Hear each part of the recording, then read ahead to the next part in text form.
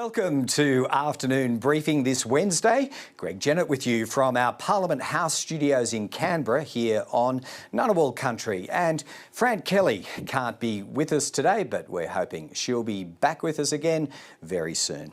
Now, in the meantime, we've got our usual roundup of the day to get through, and some of it happened here in the nation's capital. But let's start with the leaders who were not here. Day 24 has taken Scott Morrison to South Australia and Anthony Albanese to Melbourne. The Labor leader flanked by his education spokeswoman, Tanya Plibersek, who's faced some accusations she hasn't been prominent enough during this campaign. She responded to that. As for the Prime Minister, well, he was out promoting a spin-off benefit for pensioners flowing from yesterday's increase in official interest rates. That's a 2-year freeze in what's called the deeming rate. And Labor was also quick to back that in.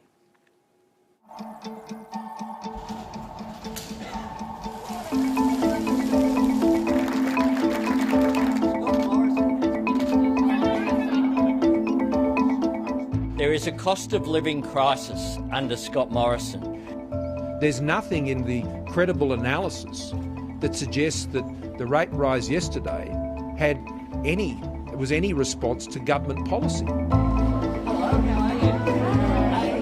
Hey Scott, lovely to have you here. This Prime Minister just dismisses any integrity issues. What is very clear is that if Australians want a national anti-corruption commission and to clean up politics, they need a Labor government to do so.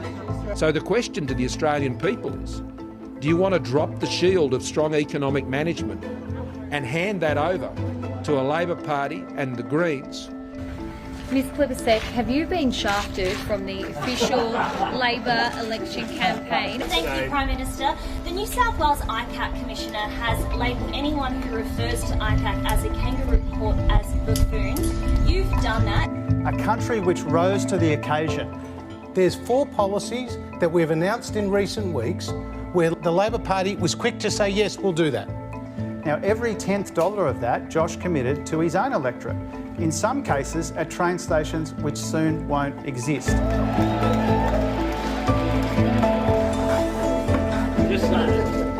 The interest rates fell 4 times between 2015 and 2019. There was no change to deeming rates during that entire period.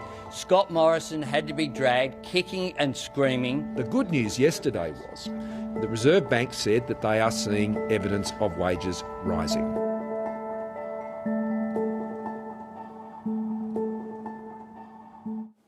OK, so as we summarised a moment ago, the government's major policy announcement of the day flows on from yesterday's lift in official interest rates, because higher rates mean more interest on savings and financial assets for those who have them. So the government set a 2-year buffer adjusting the amount pensioners can earn from their savings and other investments before they start to lose their payments from the government. So Scott Morrison's been out explaining that today, while also prodding the banks and other financial institutions to bump up their interest rates on savings, just as the Big Four already have on mortgage borrowings.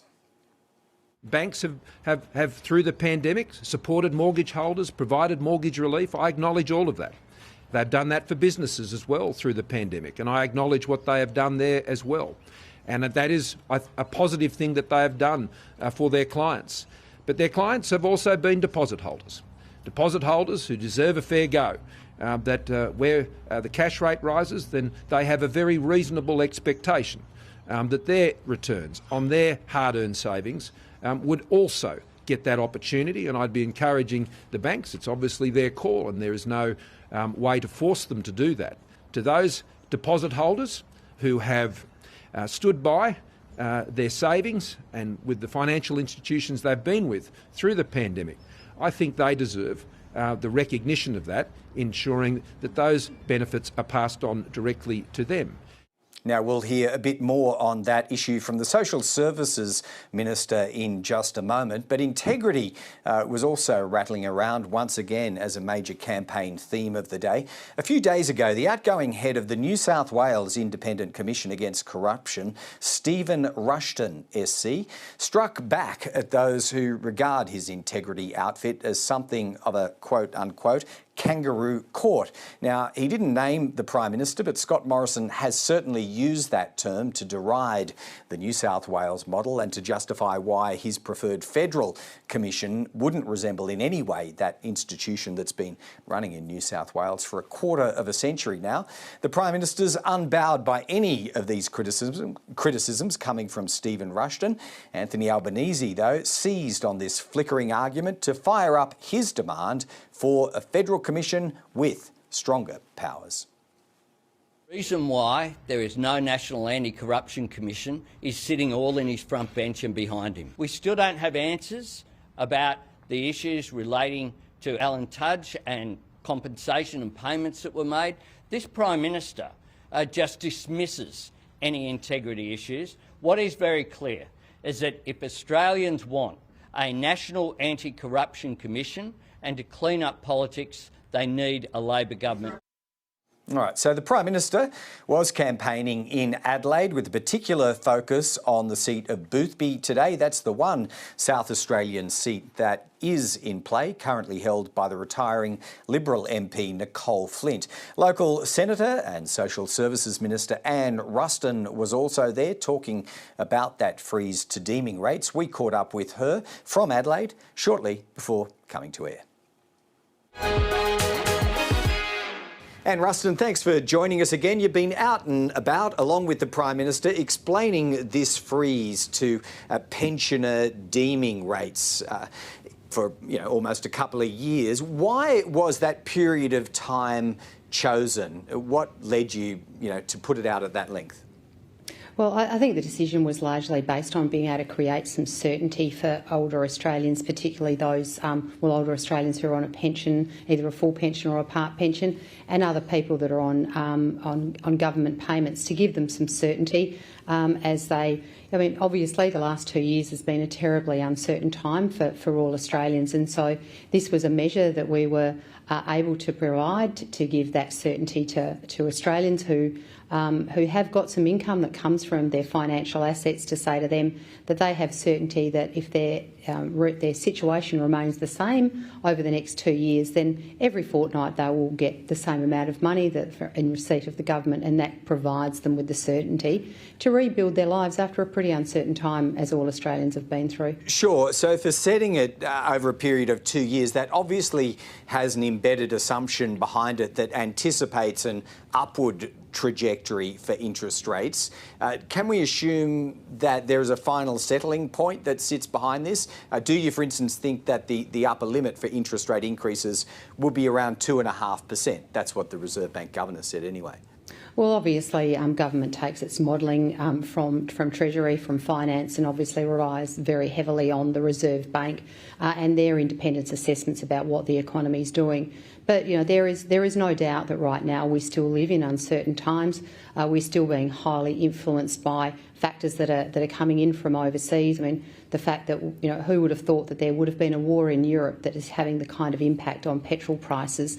Something that we haven't seen since back in the days of the Iraq War. So there remains a lot of uncertainty, and so there's a lot of volatility left in the market. But we're obviously trying to make sure that we give Australians the support that they need to make sure that they're dealing with the cost of living pressures that are upon us at the moment, but at the same time building a strong economy so that they can have the confidence and comfort going forward that they are going to be able to move through what has been a tremendously traumatic time with a strong economy into the future. Yeah, so would it be safe for us to assume, or can we conclude, based on the modelling that sat behind this decision, that we are in for 2 years, effectively, of upward movements in interest rates?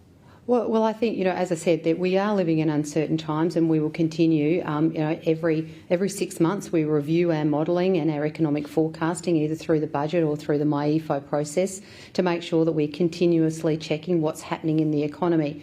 But as I was saying, the tremendous global uncertainty and global influences that are buffeting the world, and obviously Australia at the moment, are having an impact on our ability to be projecting into the future. But the one thing that we are absolutely assured of is that we have come through the pandemic in a very strong way economically. This has afforded us the ability to be able to provide these sorts of cost of living pressure relief that we have been able to do today with the freezing of the deeming rates. Yeah. But it's also about making sure that Australians know we've got their back, and we're going to provide them with certainty going forward, so that they can make decisions about how they reset their lives after an extraordinarily traumatic time. No, it certainly has been, and we know that Labor has matched it. Just finally on this topic, Anne Ruston, cost to budget. Do we have a figure from the government, or if you like from Treasury, about the cost of this freeze?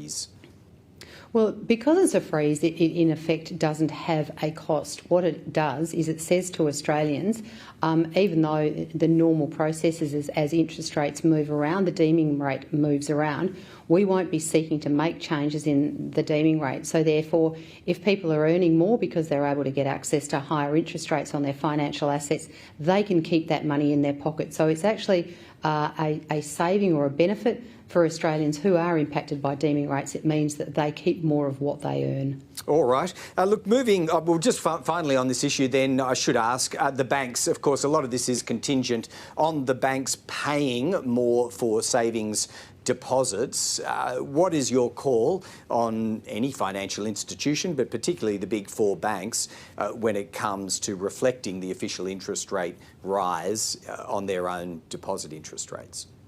Well, I think the Prime Minister has been pretty clear, as has the Treasurer and the Finance Minister, and I hold the same view, that if banks are going to reflect increases in mortgage rates, they should equally reflect increases in deposit rates, because they go hand in hand. So we would be very keen to suggest to the banks that the right thing to do would be to pass on these interest rate rises on deposit accounts to their members and the people that are banking with them, because that would be the fair thing to do. All right, let's move on to some general campaign issues now. Senator, I think you've recently returned from Western Australia, where it can't have escaped your attention that Kate Chaney is running a campaign against the sitting Liberal in the seat of Curtin. Her uncle Fred Chaney, a senior member once upon a time in the Liberal Party, has written an op-ed criticising the two-party system these days, but particularly his former party, the Liberal Party. He says it's been dragged kicking and screaming into policy positions that most sensible Australians would support. He's referring, of course, to climate and integrity. Does he have any valid criticisms when it comes to what ails the two big parties at present? Well, I don't agree at all with what Mr Chaney said. I think that our party has got very strong policies. They're fully costed, they're totally transparent, and in the case of things like our climate policy, we've been very, very clear. We will move to a net zero policy by 2050, but we'll do so by using technology and not taxes. We're not going to force Australians, families, to be paying higher power bills. We're not going to create a burden for Australian businesses as they're trying to grow, as we grow our economy, by putting in extra taxes or extra burdens on them in pursuit of this goal. What we will do, we'll do it so that we've got reliable and affordable power moving forward, at the same time as meeting our obligations in relation to the emissions targets that we have clearly committed to. Right. So, but I'm obviously not surprised that Mr Chaney obviously backing his niece in, but I would also say that the member for Curtin, Celia Hammond, has been a great local member. I mean, she has been a huge advocate on behalf of her electorate in her community. And the question that probably the people of Western Australia, and particularly the electors of Curtin, is, what is Miss Chaney going to do when it comes to voting? She's asking the people of Curtin to vote for her, but she needs to tell the people of Curtin how she's going to vote. She comes from a pretty good Liberal pedigree. what's she actually going to do? Yeah, sure. We put that question to her, and I think, like a lot of them, they're keeping their powder dry at present. As a future health minister, if returned, and Ruston, what's your position when it comes to sitting down with state premiers with a view to renegotiating the growth funding on hospital deals? Are you prepared to at least do that, even if you're not prepared to write them a blank cheque just now? Well, I mean, obviously, we've got to win the next election, and I'm hoping that the Australian public will see the virtue in re-electing a Morrison government on the 21st of May. And should that be the case, then obviously I'll be delighted to have the honour of being the next health minister. But of course, if I should be so lucky as to have that position, I will be seeking to work with all stakeholders in the health and the aged care portfolios to work ways that we can make sure that our world-class health system and our world-class aged care system are continuously improved.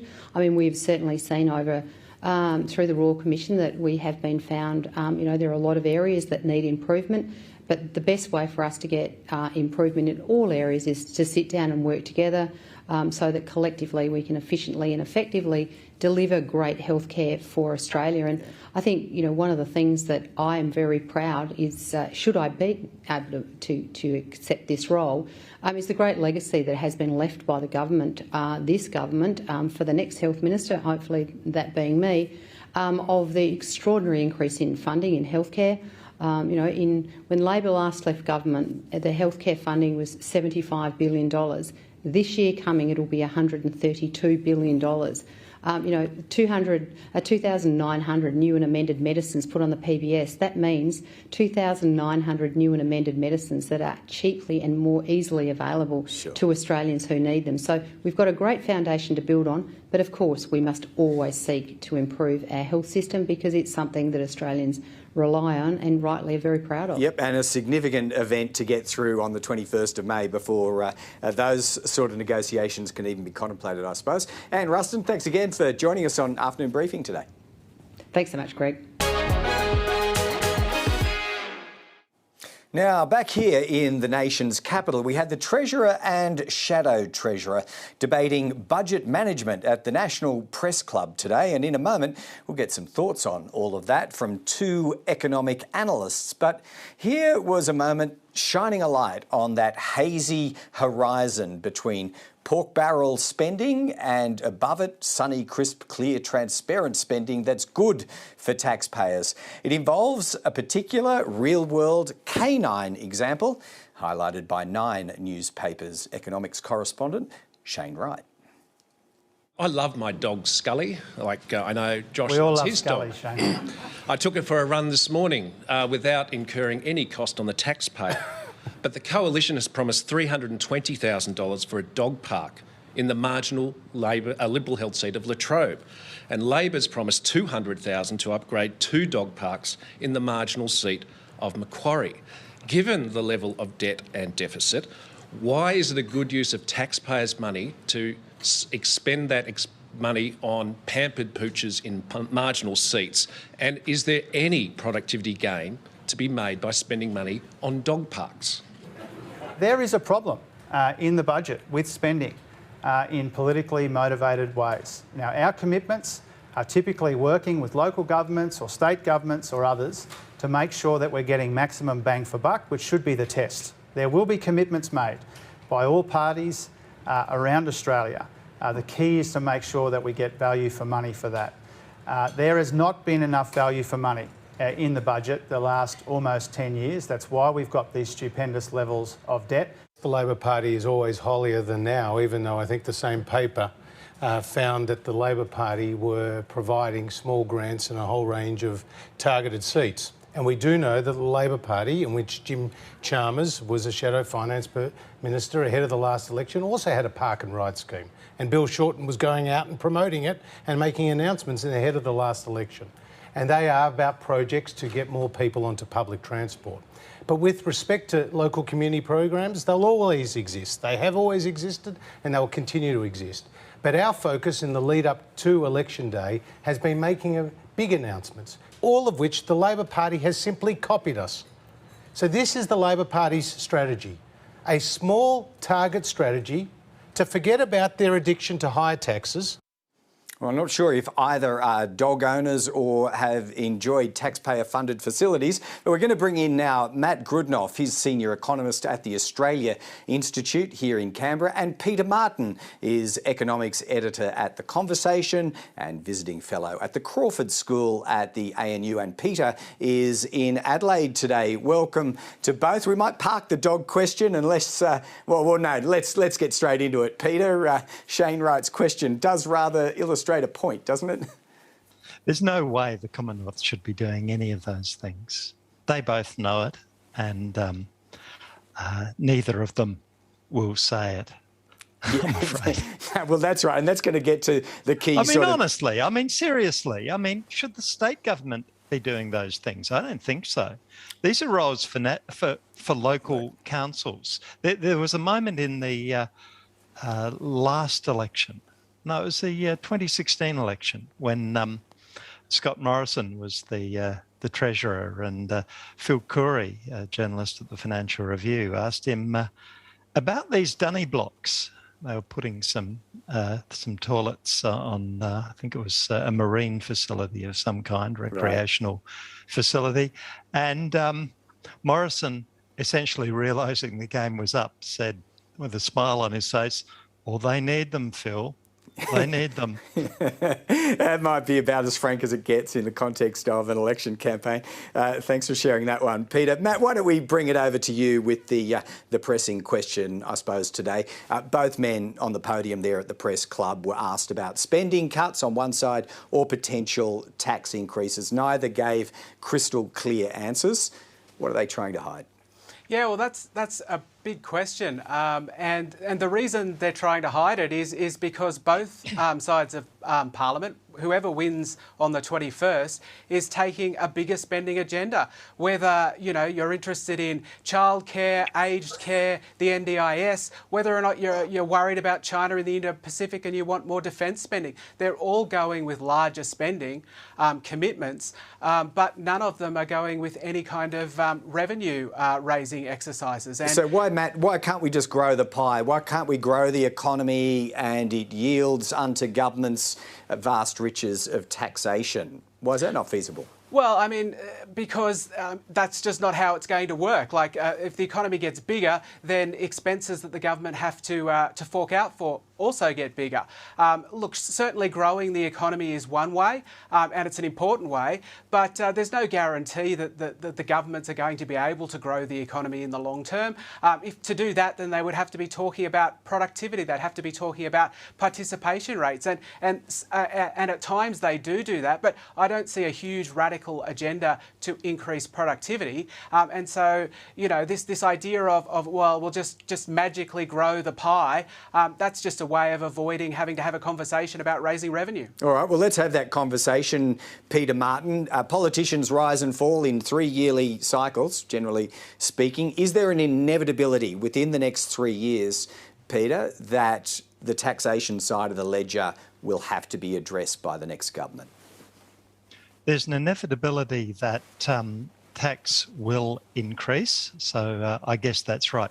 What we've seen over history, the graphs only go back to the early 70s, is that every time there's a big increase in tax, doesn't matter what for, there was a big increase in the 70s, a big increase in the 80s, Medicare was part of it. Spending jumps up and then tax jumps up soon after, and they don't go down. Everyone knows this. Now, there is, to be fair, I think I understand what you're saying, Matt, but to be fair to the government, they actually did find a secret source for growing more revenue. The last budget was sort of proof of it. By driving the unemployment rate down, they actually driving it so low that, where we haven't been for 5 decades now. By doing that, they actually did get a lot more revenue. It wasn't an increase in productivity, but it was people paying tax who never would have paid tax before. Some of them haven't worked for a decade or so, and these people were now working, and that actually, and you can see in the budget how that improved the finances. But so this is finite, is it, Peter? Unemployment can only go so low. you can't get unemployment down to zero, but New Zealand has unemployment in the low threes. Australia once had it at 2%. New Zealand once had it at 1% unemployment in the 70s. So such a thing might be possible. But more broadly, even if you do that, there are such demands on the budget, demands not really talked about. There's the response to the Aged Care Royal Commission, the response to the Disability Care Royal Commission. Governments have said they're going to do that. Governments have said they're going to fund the higher wage rises for aged care workers that are before the Fair Work Commission. They've said that they're going to do all of these things. They will require more money. Governments have committed to them. Now, Labor is more honest in this because Labor hasn't committed to any limit on tax, whereas the Coalition has delivered a lower tax guarantee, whatever that means, at a time when it's also committing to do all of these things to properly fund services. And of course, both sides. Go ahead, Matt, and then I want to take you to interest rates. But Matt Grudnoff? A big reason why the unemployment rate is as low as it is right now is because the government dropped a lazy $200 billion in stimulus, which was a good thing. It kept us out of recession, but it worked. It worked really effectively at growing employment, and now we have very low unemployment rates because the government has stimulated the economy. But that comes at a budget cost. And it actually sort of paid for itself. Okay, so the government ran up debt, but the size of GDP, the government's ability to service that debt was helped by doing that. There is a bit of a hangover for the budget, that's for sure, from that. Now, interest rates, we all watched, and in some cases people seemed surprised. I'm not entirely sure why. The Reserve Bank Board increased interest rates by 1/4%. And now, I think both of you share a view that this may not have been strictly necessary under the economic circumstances. Matt Grudnoff, you lead out first, and we'll try and discern if there's any split between the pair of you on this one. Sure, usually when the RBA is increasing interest rates to control inflation, it's the kind of inflation caused by excessive demand. The economy is going along at a ripping rate, real wages are rising quickly, businesses are putting up prices because there's huge demand for their goods and they can't quite keep up. And the RBA increases interest rates, people have less money to spend because they're spending more on interest and less on everything else. That means that the demand is taken out of the economy and inflation comes down. But this inflation isn't like that. This inflation is a more rare form caused by supply shocks. That is, there's some massive event that's hit the economy and it's caused costs to increase. So, you know, is increasing interest rates going to bring down the world price of oil? Is it going to bring down the price of gas? Almost certainly not.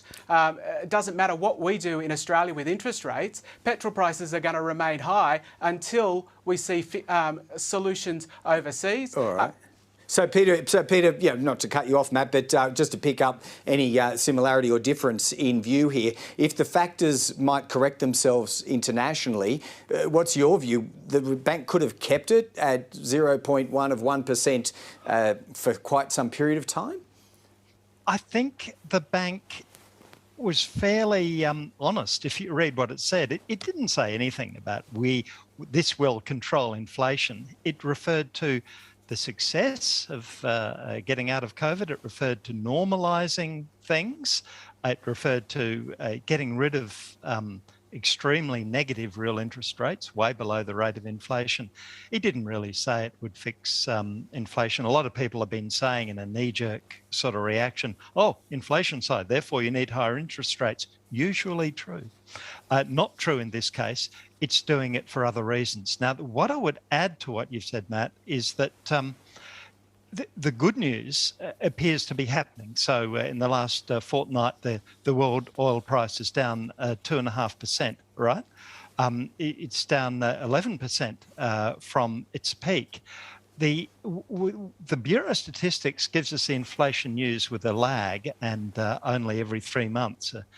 Setting interest rates has been described as trying to drive looking through the rearview mirror.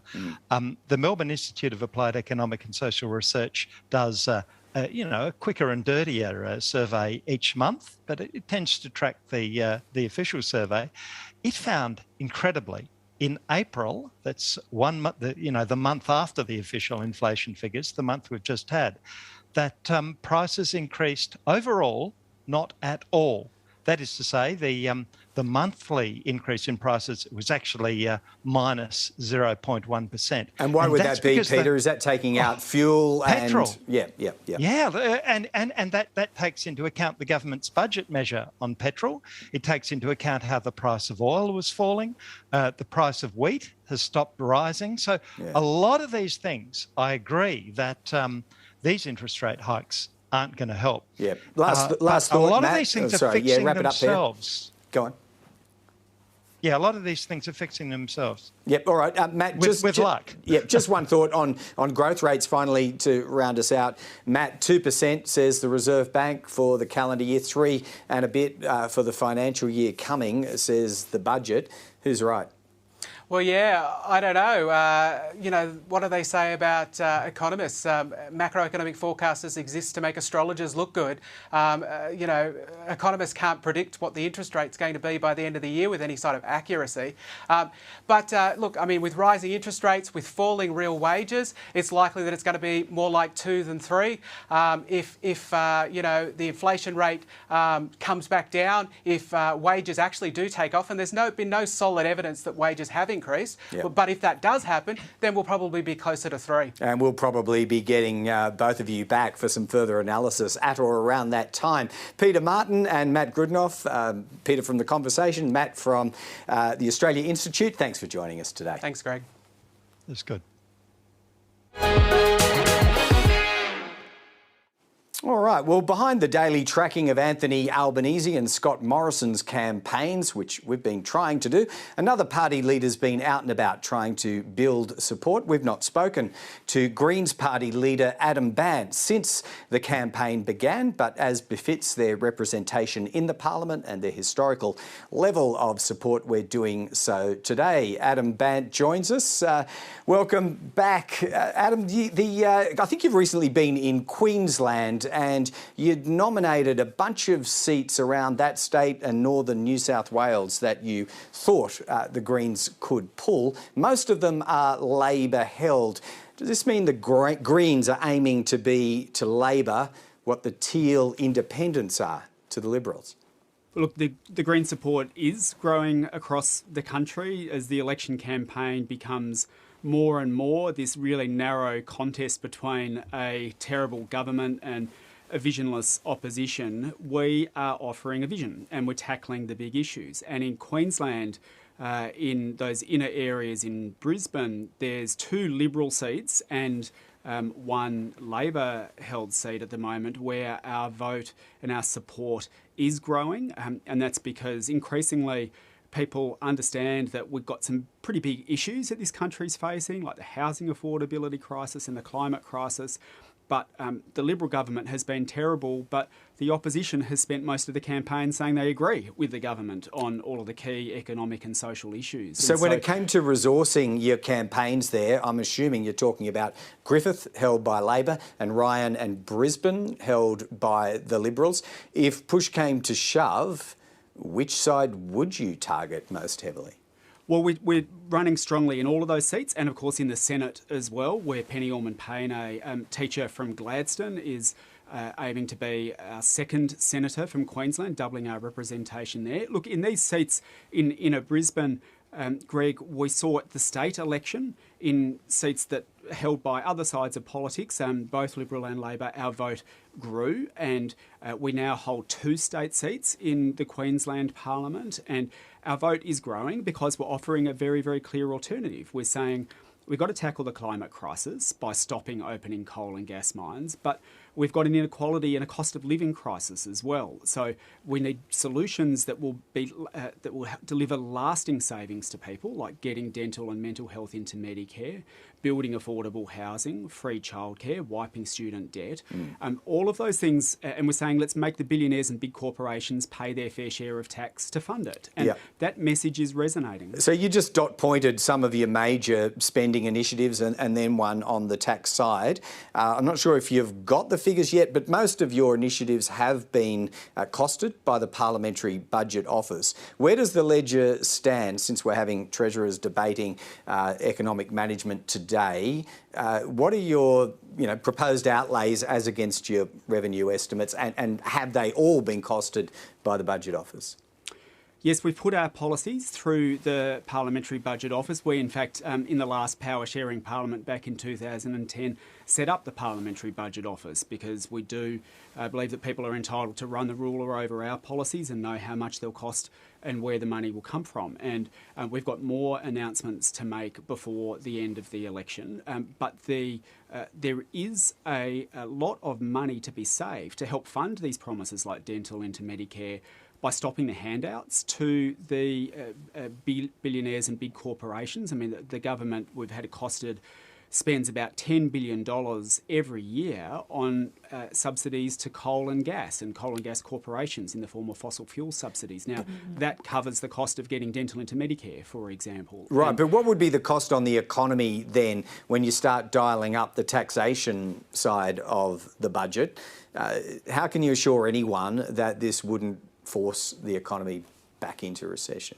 Well, we've had these policies costed, and our plan is based on saying that everyday people don't need to pay higher income tax rates. What we need to do is start asking the big corporations that are currently paying no tax or very little tax to pay their fair share. And so one of the policies that we've got costed, for example, I mean, if you look at, we have a situation in Australia at the moment where 1 in 3 big corporations pays no tax at all.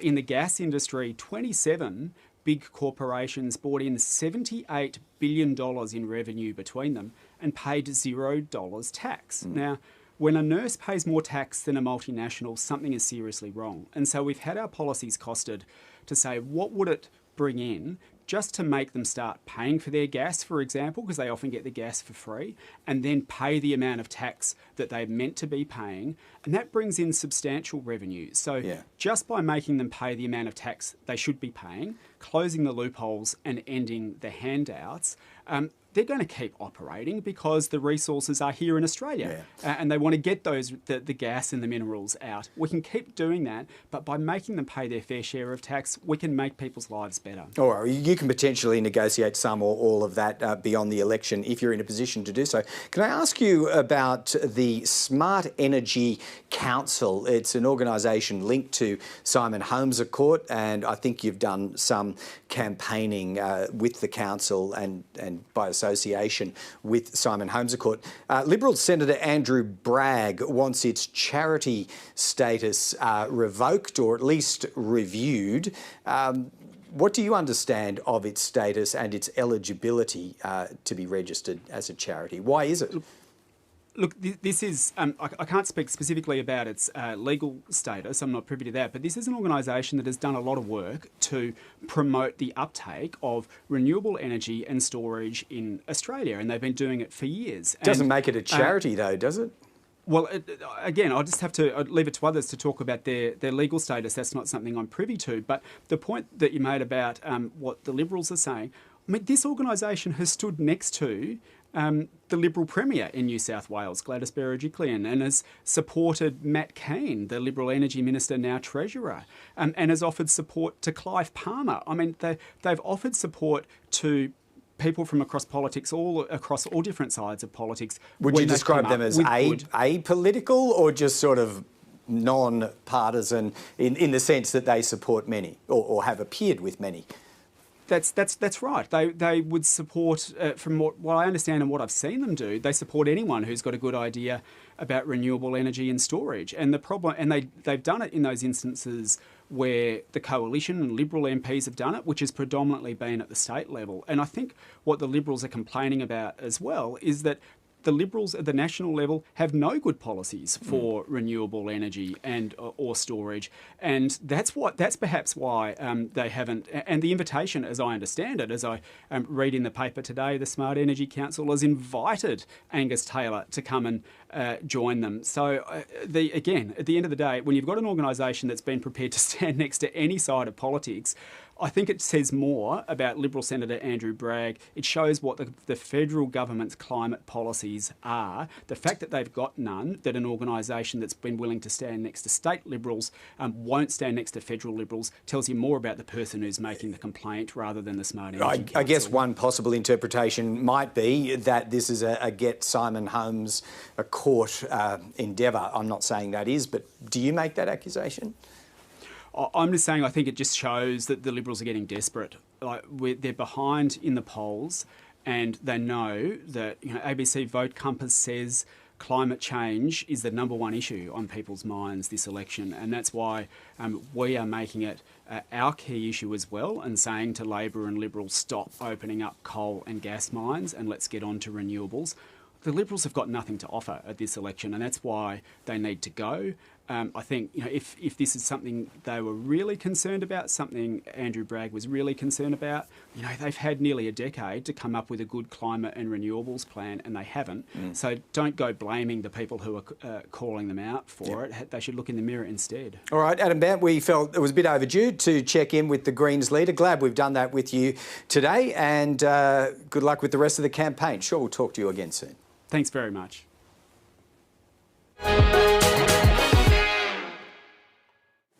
Now, it'd usually be time now for our political panel. But Liberal MP Dave Sharma was scheduled to join us today but has had to cancel. So we're joined by Labor's Peter Khalil. He holds the Melbourne seat of Wills. All MPs are, of course, busy in the midst of a campaign, and we know schedules are hard to manage. So we appreciate you sticking with us today, Peter Khalil.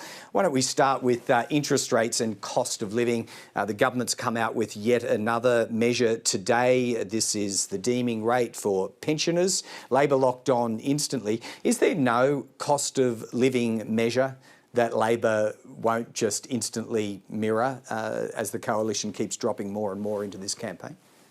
Well, g'day, Greg. How are you? It's good to be here with you, even though I don't have a political opponent. I'll do my best. I'll do my best.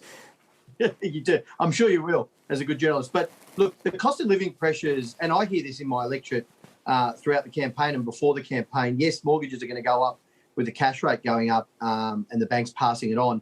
But there have been cost of living pressures right throughout in my community well before the decision by the Reserve Bank. And, whether you're a renter, for example, people who, are struggling with childcare costs, energy bills, these are all things that have been happening, stagnant wages.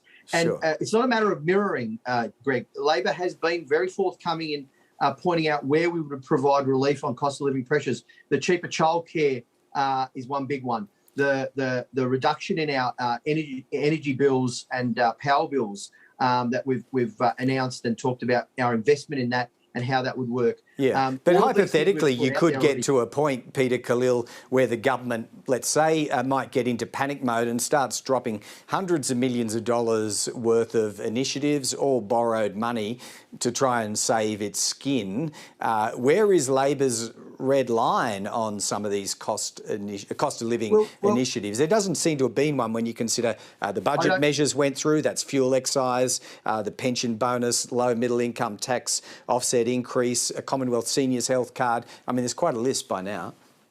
Yeah, and we've talked about where we would relieve cost of living for people, whether it's free TAFE, whether it's cutting power bills, whether it's cheaper childcare, making medicines cheaper on the PBS. These are things that we've announced. But I don't accept the false equivalence there. Yes, they're $1 trillion in debt, this government. But again, people say, oh, well, you're just going to spend in the same way. No, actually, we would have had much more targeted spending. We've been very critical of the government's waste, the sports rorts, the car parks, the spending that they've made, which is very political, very politicised. Even with respect to some of the wage subsidies and the packages during the pandemic, where it was a cookie cutter approach. A lot of money went out. Sure. A lot of it was wasted. But you also would have and did argue for JobKeeper to be extended for longer periods of time. We argued for JobKeeper at the start, and Scott Morrison was adamantly opposed to a wage subsidy and had to be dragged to it. He eventually got there when Boris Johnson did it in the UK. So that's the fact there that happened. But what we said was it should have been much more targeted. So it's much more, focused on where the need is. But there were sectors that were completely left out, like the arts and entertainment sector. To which your remedy was cover them and spend more. Now, what I'm saying to you, Greg, is does anyone really think watching this that a Labor government in power wouldn't have implemented a much better support package, targeted it properly, not just thrown the money around? We would have actually been very focused on where the need is and not just splurging it around. And they claim to be good economic managers. They have been wasteful. They have been, and worse than that, political, primarily in their spending around car parks that don't even are not even going to get built, where the train station doesn't even exist, sports resorts. There's a whole list, an arm long, and I just don't accept the false equivalence there. Yeah, OK. We heard Jim Chalmers taking up some of those arguments with Josh Frydenberg today. Can I take you to foreign relations, which I know you keep a keen eye on, and I'm not sure we've had a chance to talk in the campaign proper so far. But the Solomons has really featured since it signed its security pact with China. We've heard lots of statements from Penny Wong and others about what the priorities should be. But what would the very first step be for an incoming Labor government with that country in particular? Is it a personal visit? Should it be a personal visit by the Foreign Minister herself? Well, Greg, you kind of touched on it, and this has been our criticism of the government. We're not saying that they're entirely responsible for all of it, but they're denying any responsibility whatsoever. They haven't done the diplomatic hard yards, the deep engagement that was necessary. They go on about the Pacific family, but they haven't engaged in a constructive way. And what do we expect when a government cuts foreign aid by $11.8 billion over 9 years? They cut aid to Solomon Islands by 27.8%. But what would a Labor foreign minister do right off the top? Well, it's about a deeper engagement with our partners in the region, our Pacific neighbours, treating them as equal partners, as sovereign states, not in a paternalistic fashion, but also engaging with them on the issues that matter to them. Obviously, climate change is one of those issues that's an existential crisis for all of us, but certainly for our Pacific neighbours. And the treatment that they got from this government was, well, woeful with respect to those issues. But it's also about working the multilateral approach right across the region, doing the diplomatic hard yards. I have great confidence in Penny Wong's ability, her capacity to be able to engage with our partners in the region and with Anthony Albanese to actually work with our partners to resolve some of the issues that they're facing. But this one's flown the coop. You'd accept that. I mean, is it conceivable that the Solomons deal could be persuaded to walk away from it, revoke it, or is that one done and dusted in your view? Look, you're raising a hypothetical. I mean, I would hope that, and again, it's hypothetical. We don't know. The Australian people are going to decide on the election, obviously, in 3 weeks. But if we were given the chance, the government, I'm very confident in our ability to conduct a foreign policy that engages with our partners in a respectful manner, but also works on the solid, tangible issues that matter to our partners and not treat them with disdain. And that is important. We wouldn't be in the situation we're in if this government had actually done its job over a number of years. And it's not a question of, they should have sent the foreign minister last week. No, we're talking about years of not getting it right.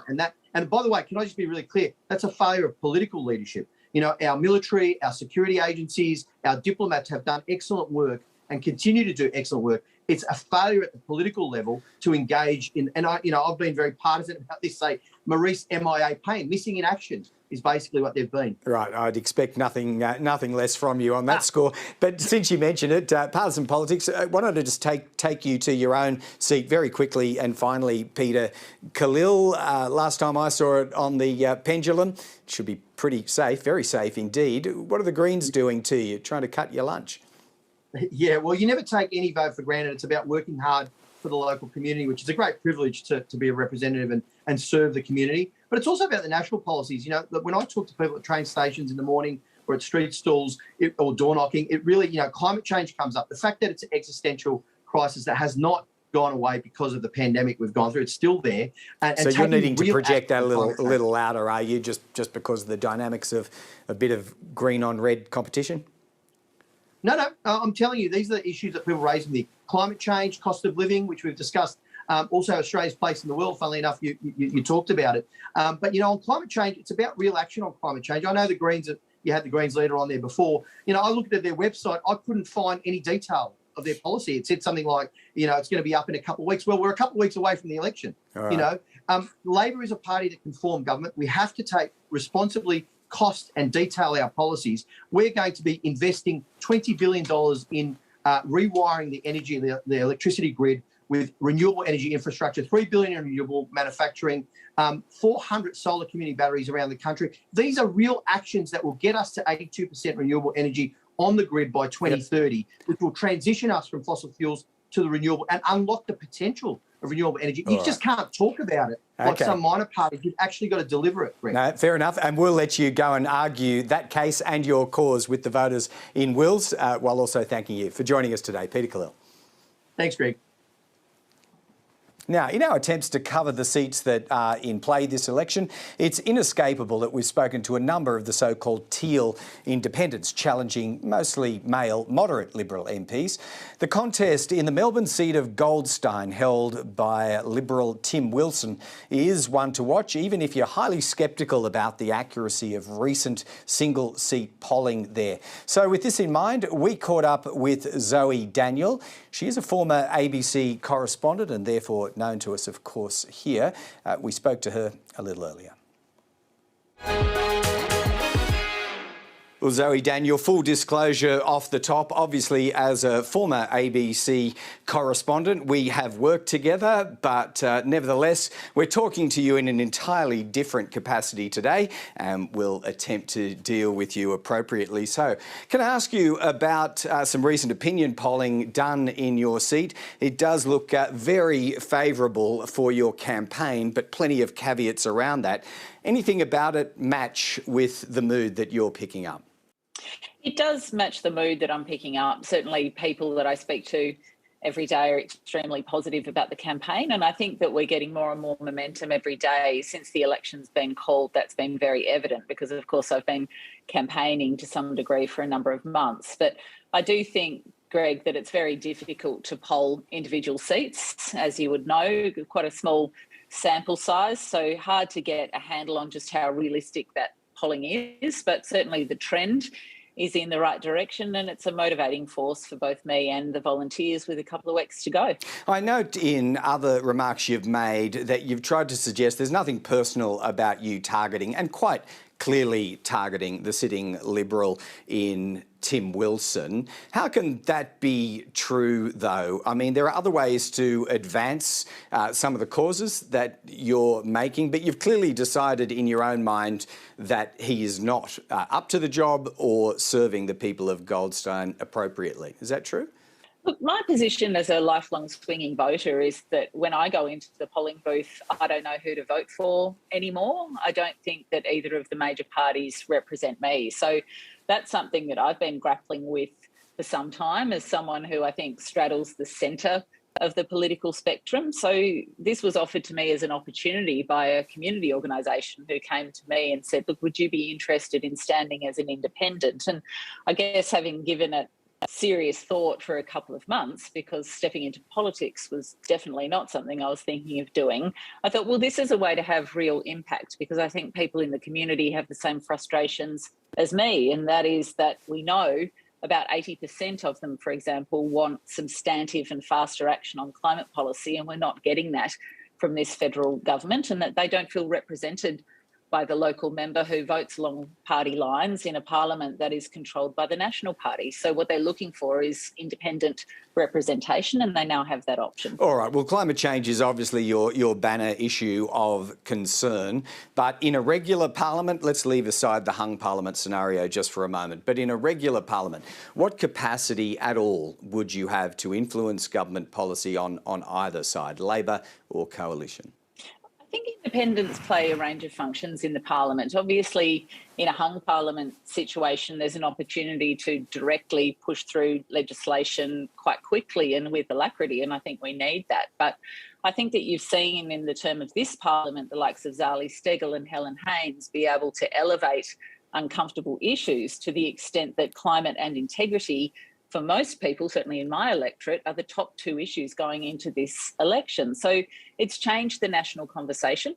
I think that independents can provide cover for the major parties who are really very populist and short-term in their approach now, so they don't want to tackle hard issues as an independent. I'm happy to provide that cover to raise those hard issues so that our major parties have to have that conversation. All right. And then the final piece is obviously the day-to-day holding to account that an independent can do. OK, well, in the event of a hung parliament, then we've spoken on this program to a number of so-called teal independents. Why are we not entitled to view a number of you, if put into the parliament, as a voting bloc? Because I must say it struck me in all of the conversations with each of them, you are all remarkably similar, if not identical, in policy priorities and pitch.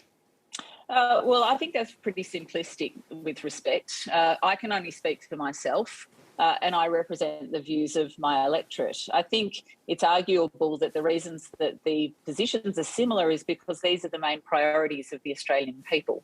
In 3 years' time or 6 years' time, when you have independents running, hopefully they'll be running on a series of quite different issues because we will have actually moved forward on the issues of climate integrity and equality. So you don't think you would caucus? You don't think you would caucus in the parliament with those fellow teal independents if there were multiples of you? Well, sure, we would talk to each other, Greg, just as you see the existing independents talk to each other. I mean, Parliament, in my mind, should be a collaborative process. Legislative processes, policy making should be a collaborative process. I think what we've lost is the capacity of the two major parties to actually collaborate. So I seek to frame myself as an honest broker, someone who's a lifelong swinging voter who can see costs and benefits in the policies of both major parties, but is frustrated with the stuck nature of two-party politics. So conversations can be had, sure, but they'll be informed, the decision-making will be informed by the priorities and what I'm being told by the people in Goldstein. All right, standard question we've been putting to independents, teal independents in particular. Fundraising support, the war chest, if you like. Everyone's been happy to put it on the record. So your latest tally, Zoe Daniel? So right now, I just heard this morning that we've almost hit the $1 million mark from within the community. So we're at $900 and something thousand raised from within the community. So that's people of Australia and Goldstein who've donated to the campaign. And that's more than double, or roughly double, what we've received from the Climate 200 crowdfunding movement. So it seems that running a political campaign is quite expensive, Greg. Yeah, it does. They're big. They are big numbers, and I'm sure you have a war chest that is envied by others. Can I just ask finally, Zoe Daniel, Simon Holmes à Court, who's been instrumental in pulling all this together, he stands accused in the seat of North Sydney of somehow elbowing out, if not, I think the word bullying is being used, an intended independent candidate. Are you aware of any such tactics employed around your own chosen electorate, that any weights were put on anyone not to contest? No, I am not. I've read the piece in the newspaper. That's all I know about it. What I can tell you in Goldstein was that about 15 or 14 people put themselves forward as a candidate. I was one of those who was nominated and went through a process and was nominated by Voices of Goldstein to be the candidate. And Climate 200 came to this very late in the piece after I was already in the frame. So they certainly didn't start this process. It was started by a grassroots organisation, and then Climate 200 came to us and said, would you like us to help level the playing field with funding? All right, understood. Zoe Daniel, you've got a campaign to continue with. Thanks for joining us on Afternoon Briefing today. Thanks for having me, Greg. All right, well, that's it from our team on Afternoon Briefing today. If you joined us a little late, Fran Kelly, we hope will be back with us soon, but wasn't able to make it today. Anyway, we'll be back at the usual time tomorrow. See you then.